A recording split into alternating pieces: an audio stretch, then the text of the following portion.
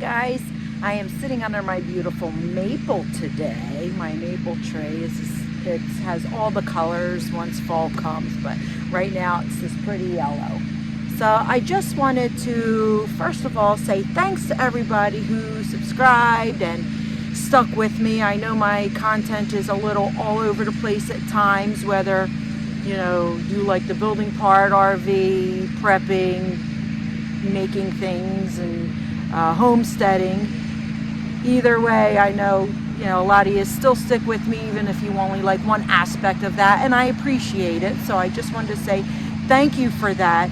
The reason why the content is so broad, I guess you could say, is because that's what I'm just kind of sharing what I do, and that's what I do. I want to enjoy life and do everything that I can do while I can do it, because life is short and you may not be able to do everything. So I'm trying to fit it all in until the time comes where I stop one and maybe focus on another one a little bit more, and I'm sure that'll be coming up.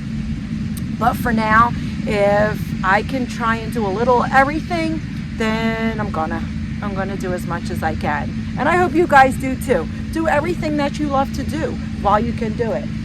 But I also wanted to talk to you about why we prep. There's so many reasons why people prepare, whether it be a storm, natural disaster type, or the grid going down, just for the future when you can't, say, cook anymore or do things. You have prepared foods and things for that. Of course, there's end of the world and zombie apocalypse as well.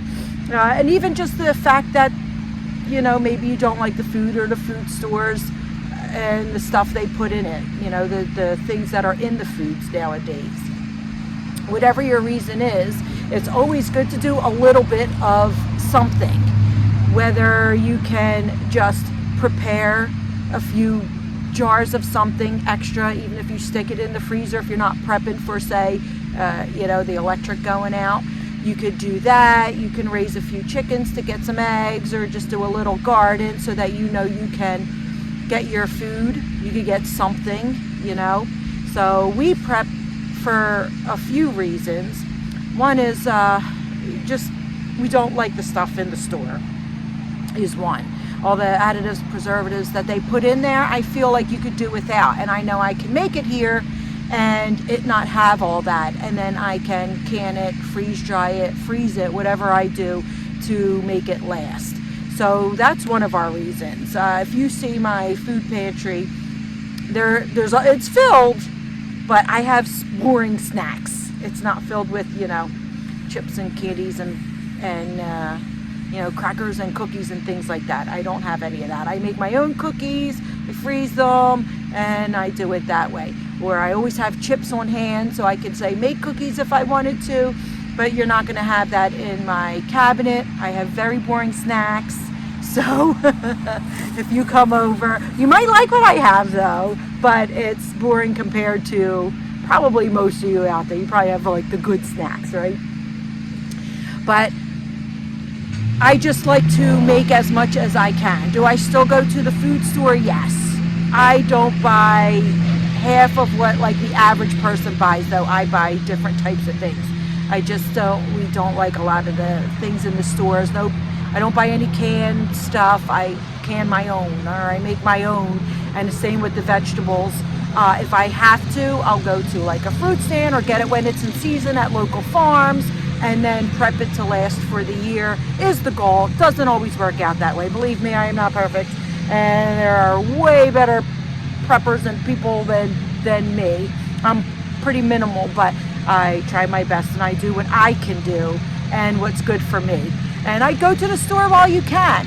But I know that if something happened to the stores and they weren't there anymore, I'd be okay. Like, I know I could survive for a while because I have a lot of extras. I have my own little grocery store in my basement, and I have food in the, I have multiple freezers, and there's food in there, and of course my freeze-dried food, and that also doubles as when we go RVing, we could take those foods. So, we like to boondock as much as we can, if we can, and with that you might not have electric. If your solar's not working or something, all I have to do is boil water, and then I have food. So I do like it for that. And then of course it's quick on travel days, whatever.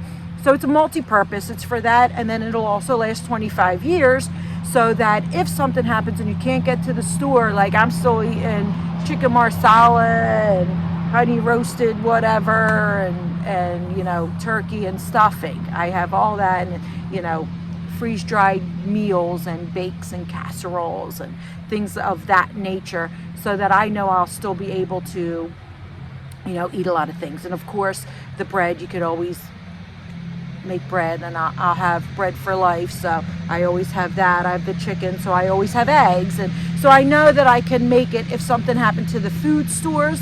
Of course it would be rough, but I would make it. We also like to homestead and try and do as much as we can here, so that we know we can live off the land if you had to. We could get stuff for the chickens, we can hunt, we can grow. We have water sources, and we even dug a shallow well here with a hand pump so that we can get that, and then that would have to be purified. But we have sand here, we have charcoal. I have heat if the heat goes out. I have a wood burner, I could cook on that. I also have a propane stove in the garage, so I could cook on that. We don't have a microwave, we don't use a toaster oven or a coffee pot. We use a percolator, so that could go on an open fire. I only cook on cast iron, which could also go on an open fire. So it's like little things like that, having lanterns, and I have extra oils and wicks, so I could go without electricity. I make my own candles, and I have all the stuff down there to make more if I needed to, so that is light. So little things like that is what we do for multiple reasons. Like I said, I don't like the stores and what they serve in it. And for two, I want to know that I can be self-sustained for any of the above. And if it happens to be in a zombie apocalypse, I could do a pretty mean headshot too. So not too worried about it. But I want to be covered myself and, some of my family for whatever comes up, So that's why we do it, and we enjoy it, and we like to have it, and we like to know that we're a little more prepared than we were even last year or the year before. Every year you become a little more prepared, which can't hurt, right?